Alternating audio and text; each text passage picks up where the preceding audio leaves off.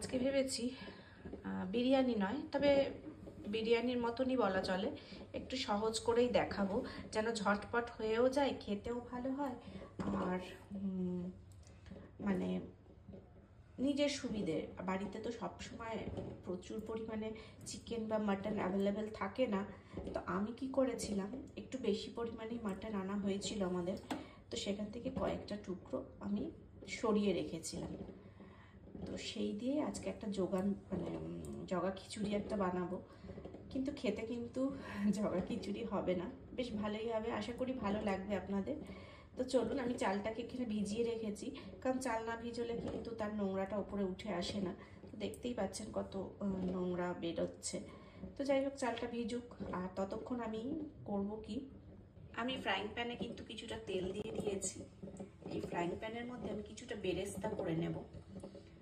তো বেরেস্তাটা দরকার, খেতে একটু ভালো লাগে।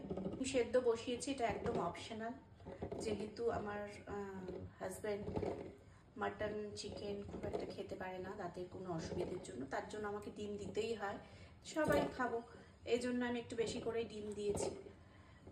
তো ডিমটা সেদ্ধ এদিকে চাপিয়েছি, অন্যদিকে আমি বেরেস্তাটা করব। সরু সরু করে পেঁয়াজও কেটে রেখেছি। তো এইগুলো আমি কিছুটা বাটার জন্য নেব আর কিছুটা বেরেস্তার জন্য নেব। জারে দিয়েছি হচ্ছে আদা, রসুন আর পেঁয়াজ দেব। টমেটো আমি দেব না, কারণ আমার না চ্যানেলে ইয়াখনি পোলাও একদম প্রপার ওয়েতে দেখানো আছে, আপনারা চাইলে গিয়ে দেখতে পারেন। সেটা আমি একটু যত্ন সহকারে বানিয়েছিলাম। আজকে ঝটপট করে কিভাবে ইয়াখনি বানানো যায় সেটাই আপনাদের দেখাবো, আর আশা করি আপনাদের ভালোও লাগবে। আর চ্যানেলটিকে একটু সাবস্ক্রাইব, লাইক, কমেন্ট করে আমার পাশে থাকবেন, আমার উৎসাহ বাড়ে। তো চলুন, ভিডিওটা স্কিপ না করে দেখতে থাকুন। তো এইভাবে আমি পেঁয়াজটা দিয়ে পুরো একটা পেস্ট বানিয়ে নেব।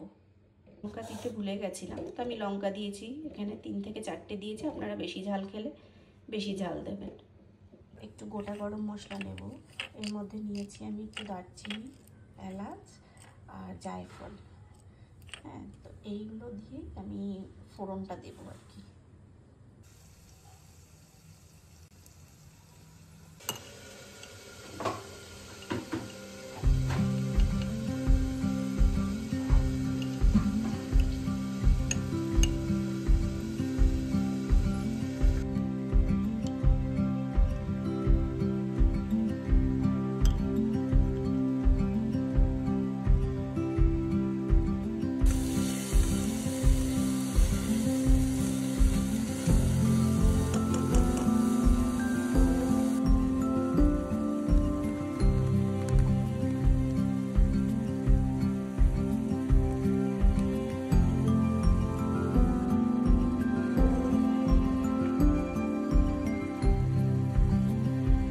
আমি দুটো সিটি কষানোর পর কোনো জল দিইনি, মাটন থেকে যেটুকু জল বেরিয়েছিল তা দিয়েই কিন্তু দুটো সিটি আমি দিয়ে দিয়েছি, দিয়ে একটু দমে রেখেছিলাম। এবার খুলে দেখব, মাটনটা মোটামুটি ওই 50% সেদ্ধ হলেই হবে, পুরোপুরি কিন্তু সেদ্ধ করব না। মাটন থেকে কিন্তু বেশ খানিকটা জল বেরিয়েছে, এটা থাকবেই। এটার মধ্যেই এবার আমি চালটা দেব, আর বাকি যা যা প্রসেস আছে এবার আমি করব। কাপ দই, মানে এটা 200 গ্রামের দই, এটাকে আমি একটু ফেটিয়ে নেব, নিয়ে পুরো 200 গ্রামের থেকে আমি একটু ইউজ করেছিলাম আগে, ধরুন এখানে 150 গ্রাম রয়েছে, আপনারা 200 গ্রাম পারলে 200 গ্রামই দেবেন।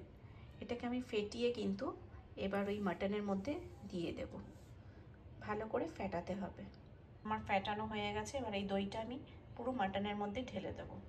একটু তো লেগে আছে, এর মধ্যে আমি বেশি না অল্প খানিকটা জল দেব, দিয়ে আবার ওই মাটনের মধ্যেই দিয়ে দেব। প্রসেসটা যখন করবেন তখন কিন্তু গ্যাসটা অফ রেখে করবেন, না হলে দইটা কিন্তু ফেটে যাবে, মানে হ্যাঁ ফাটা ফাটা হয় না, সেরকম হয়ে যাবে। এবার একটু নেড়ে চেড়ে নিয়েছি, এবার এর মধ্যে একটু গরম মশলা দেব আর কেশর দিয়ে দেব। এই যে এটা আমি কাশ্মীর থেকে এনেছিলাম, সেই জন্য খুব যত্ন সহকারে ইউজ করি। ওই 1 চিমটি থেকে 1 চিমটি ধরুন, ব্যাস, খুব ভালো কেশরটা, জানি না আবার কবে যেতে পারবো, আবার কবে আনতে পারবো। দেখুন এইবার আমি গ্যাসটা জ্বালিয়ে দেব ধিমে আছে, ঠিক আছে? কিন্তু ভুলে গেলে চলবে না, আমাদের ওইদিকে ঘিয়ের যেমন পাকটা বেশি হয়, একটু ব্রাউনিশ কালার হয়, এটা কিন্তু পাক কম, মানে অফ হোয়াইট হয়, দেখতে পাচ্ছেন? হ্যাঁ, কিন্তু খেতে কিন্তু অসাধারণ, আর গন্ধটাও একটু অন্যরকম হলেও সুন্দর, ভালো লাগে। তো এইটারই আমি 4 টিস্পুন মতন, এটা টেবিল স্পুনই ধরা চলে, তো এই 4 চামচ আমি দিয়ে দেব মাটনের মধ্যে।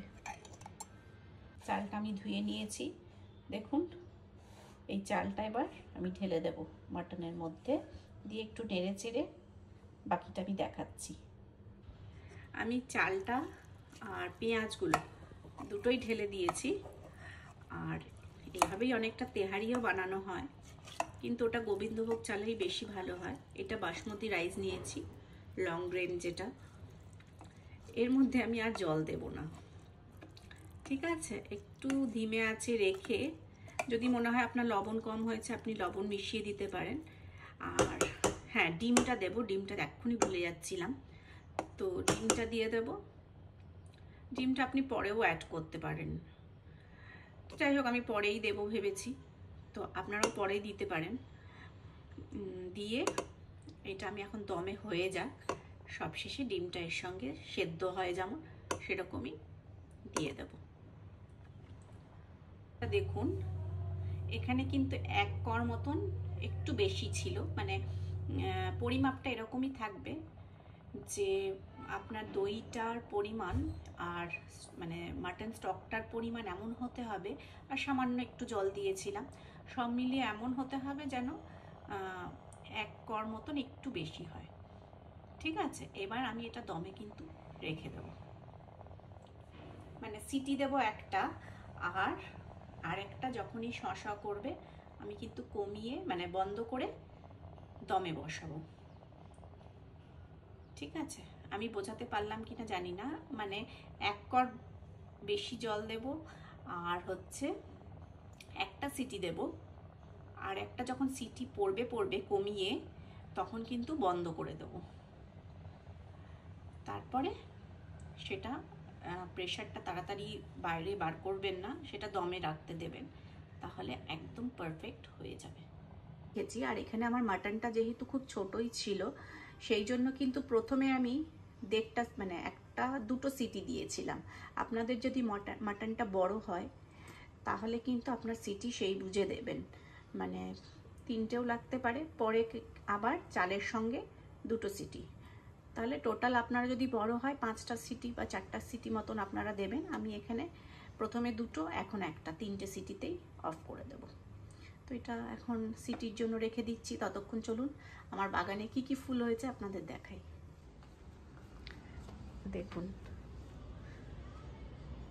কি সুন্দর হয়েছে না, প্যান্সি, পিটুনিয়া, উপরে চন্দ্রমল্লিকা। হ্যাঁ, সব কিছুই কিন্তু তন্ময় করে, আমি কিছুই করি না, মাঝে মধ্যে জল টল দিই, কিন্তু আমার গাছ পরিচর্যার থেকে ওর গাছ পরিচর্যা বেশি ভালো হয়। আর এদিকে জবা হয়েছে, দাঁড়ান দেখাচ্ছি, জবা হয়েছে, আর এই দেখুন পুদিনা হয়েছে, আর অন্যদিকে আবার আরেকটা ব্যালকনিতে আমার পালং, ধনে এগুলোও হয়েছে, এগুলোও দেখাবো চলুন।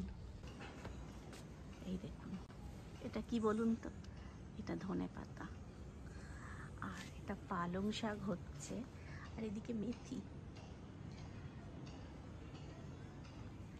ভালো হয়েছে না? একটা সিটি পড়েছে, আরেকটা সিটি আমি দেখুন কমিয়ে আরেকটা সিটি দেব।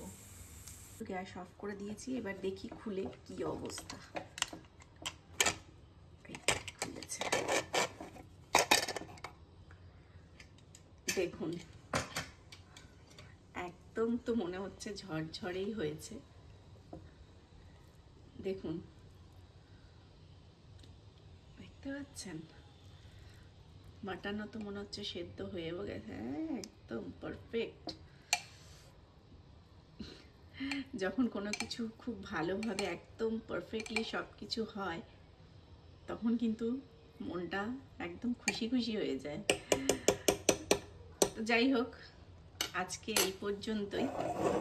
কেমন লাগলো আমার ভিডিওটা? ভালো লাগলে পাশে থাকবেন, লাইক কমেন্ট শেয়ার সাবস্ক্রাইব করতে ভুলবেন না। অবশ্যই একটু শেয়ার করে দেবেন ভিডিওটা। দেখা হবে খুব তাড়াতাড়ি অন্য কোনো ভিডিওর সাথে। ধন্যবাদ।